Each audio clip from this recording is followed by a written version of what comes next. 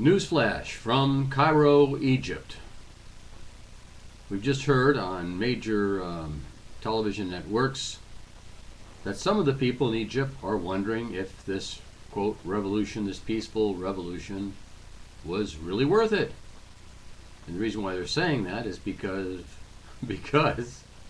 during this time when commerce was completely shut down, no one was making any money, and right now there's no tourism in Egypt at this point, and it is probably not likely to have any serious tourism for quite a while until people who might be interested in visiting Egypt are happy with the fact that they might not be killed or embroiled in some sort of further disturbances over there.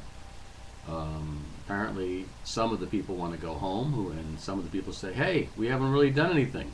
We want more. There's no jobs." Well, it's almost like the kid who killed his parents was claiming leniency from the judge because he was an orphan, and so it's interesting though. There are different things going on in the area about people protesting for their rights too, which is an interesting concept. It'll just be interesting to see how these elections go and what the constitutions will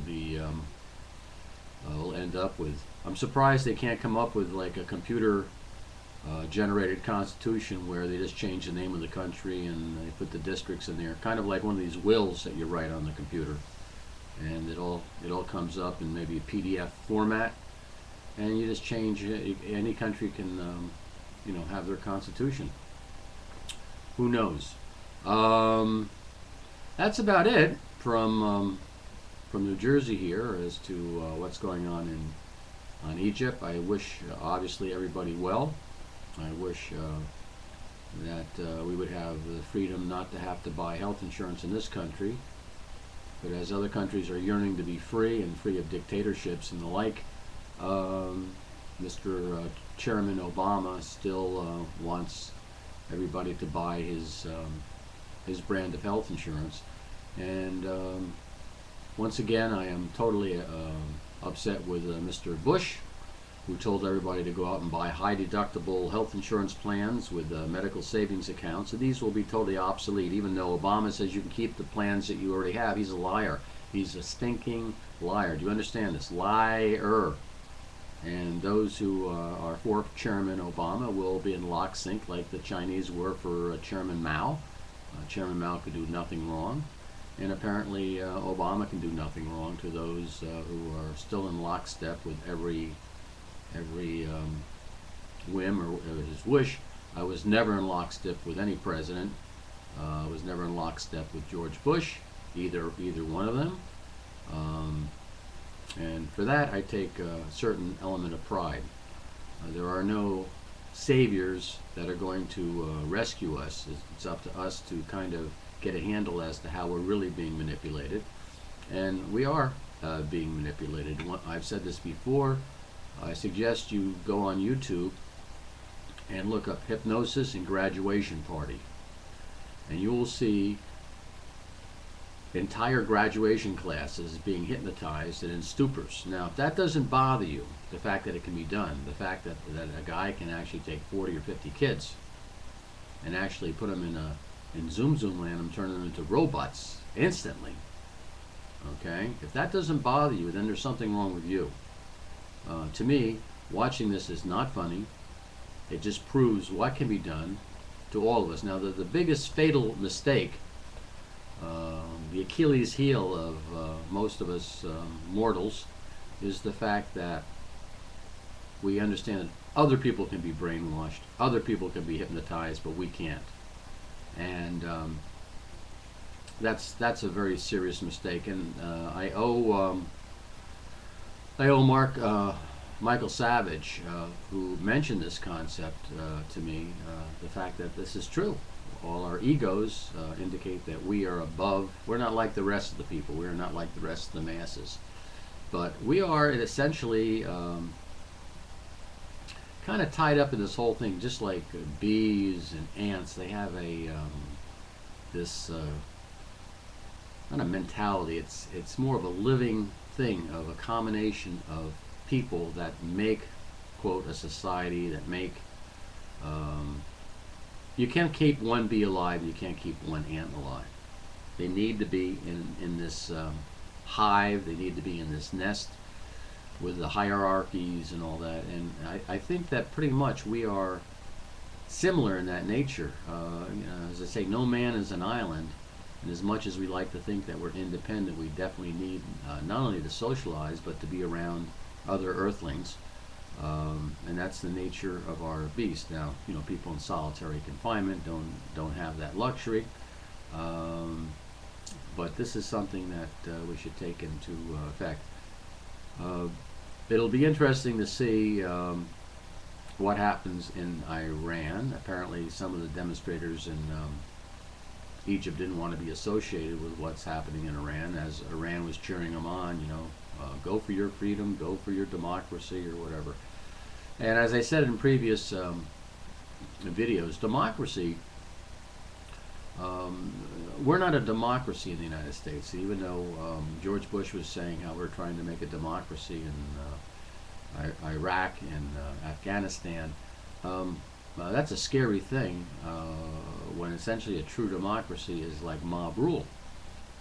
And we're a republic, and it's a very important distinction which no one wants to say. We love to throw this democracy word out, the D word, and to some cultures that's a very scary thing. That's the last thing in the world you want. Let's say you had 60% of the population were cannibals and 40% were non-cannibals.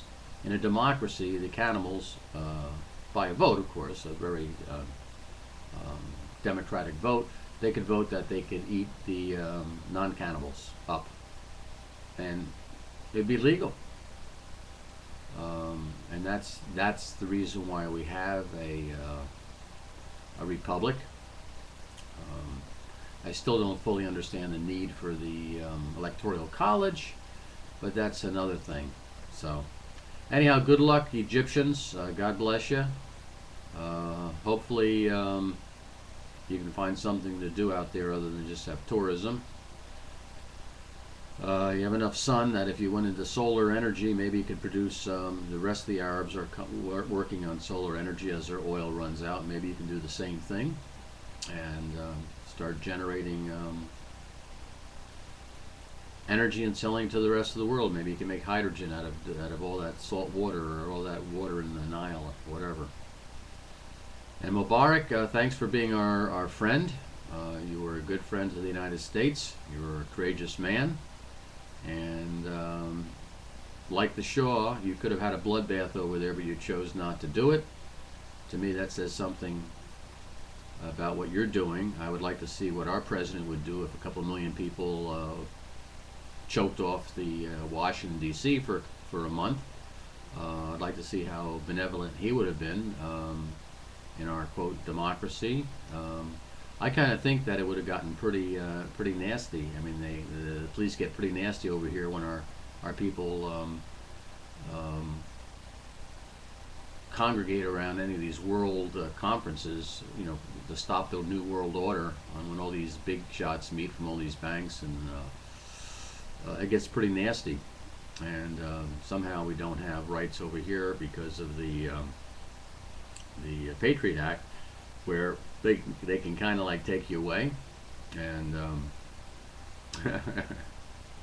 so we really should be less critical of some of these other regimes until we take a look at our own. And like I said, the regime right now, at this point in time, even though they're not obeying the recent court ruling on mandatory health insurance, apparently we have a renegade government that doesn't care about what the court said, and they're in contempt of court. And the judge said basically he shouldn't have to say anything. They're in contempt of court. They're continuing on and on.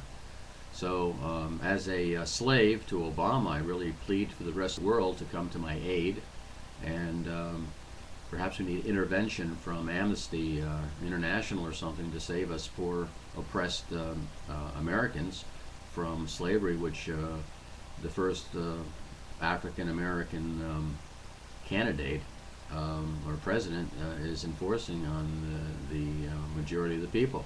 Even though he says that Mubarak didn't listen to his people, I think 70% of the people are kind of pissed off here with mandatory health insurance. So that's all I have to say about that.